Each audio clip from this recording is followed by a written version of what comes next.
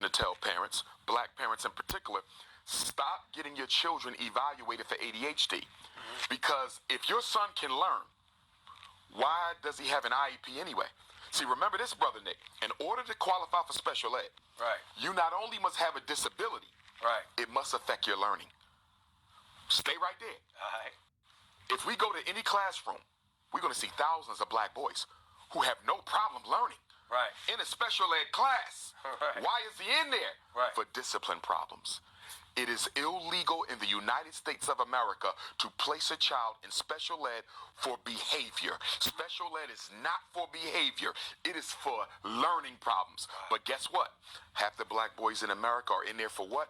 Behavior. Because their parents don't know the law, they don't know their rights, and the schools are basically discriminating against them. Wow. You Because see they this? get money for the special education. Yes, here's how it works. When you evaluate a child for special education, if they qualify, their name goes into the computer. It's transferred to the State Department of Education. If we take California, that would be Sacramento. Yeah. Normally, by the end of the month, there's an electronic transfer of funds to that school district for your child. Wow. Let's sigh. So, cousins, about a week and a half, 2 weeks ago, I did a 2-part series on how BMs are becoming agents of Hydra. And by Hydra, I mean white supremacy. And one of the ways that this is happening is through the Rouge Pill to Alt-Light pipeline. Now, there are 3 cognitive phases involving the Alt-Light indoctrination. That's normalization, acclimation, and dehumanization.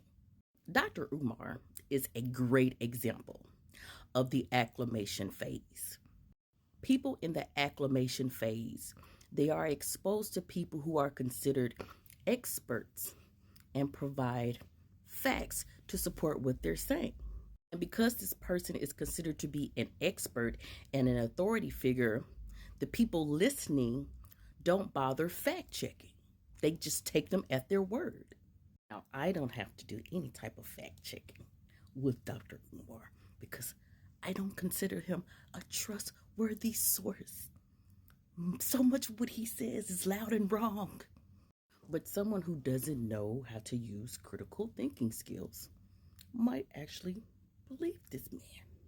I also don't have to do any fact checking to verify whether or not what this man said was true.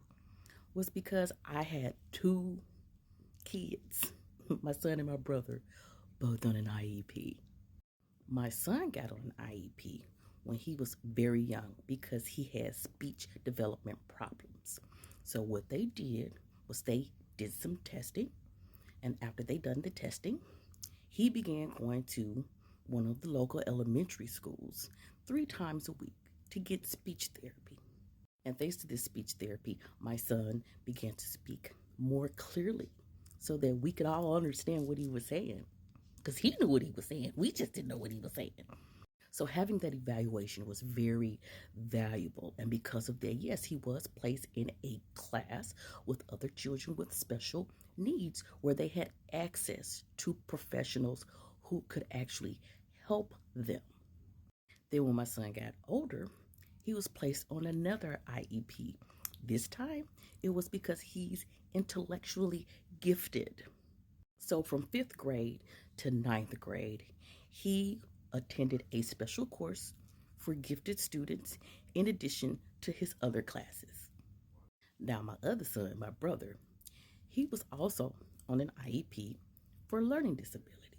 When he first got on his IEP, we were stationed in Iceland, and the high school that he went to was a Department of Defense high school. And I don't think the Department of Education was cutting him a check. And he still went to classes with regular kids, as well as gain access to professionals who could help him with whatever he needed. And the same thing happened when we moved back to the States. The reason why this messaging is dangerous is because there are kids who actually need evaluation because they are having challenges with their schoolwork. And I'm not really sure why he focuses on ADHD, but there are other different types of disorders that children can have that can impact how they learn. And getting those evaluations done when they're really young is very important.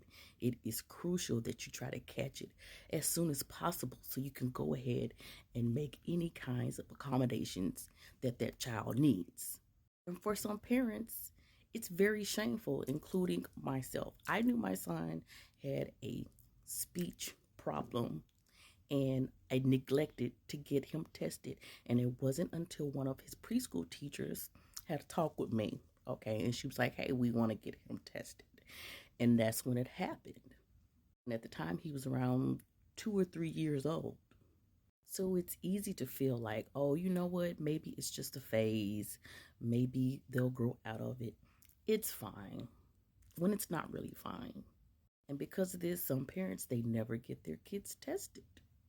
And because they don't get tested, they cannot have these special accommodations that an IEP would provide to help them succeed in school.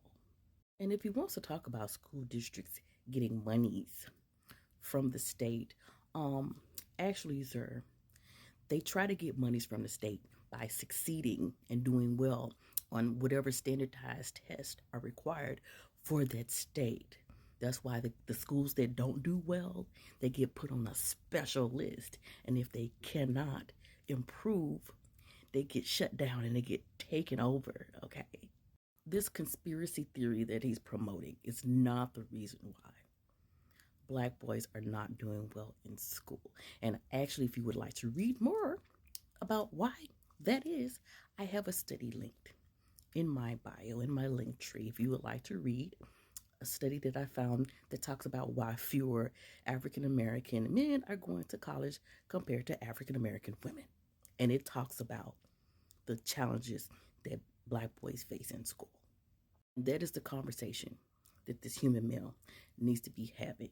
Not, don't get your kids evaluated for ADHD because all they're going to do is just put them in special ed because it's a behavioral problem. And then the state gonna cut a check for the school.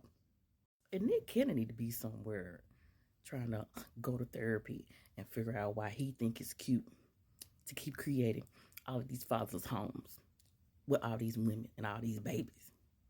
Sir, you are not the voice of the community. You are part of the problem with your dusty behind.